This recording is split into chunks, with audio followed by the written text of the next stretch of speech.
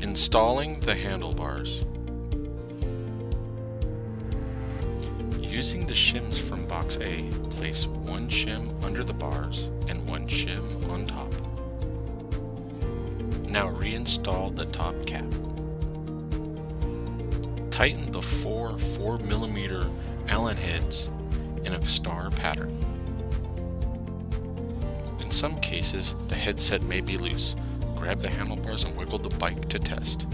If loose, you will have to adjust them. To adjust the headset, first loosen the two side bolts.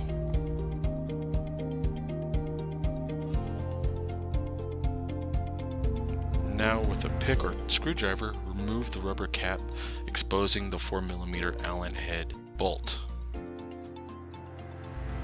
Tightening this bolt will adjust tension on the headset. Check side to side and up and down movement. If it is too tight, the bike will be hard to steer. Align the bars with the wheel and now tighten the two side 4mm Allen head bolts.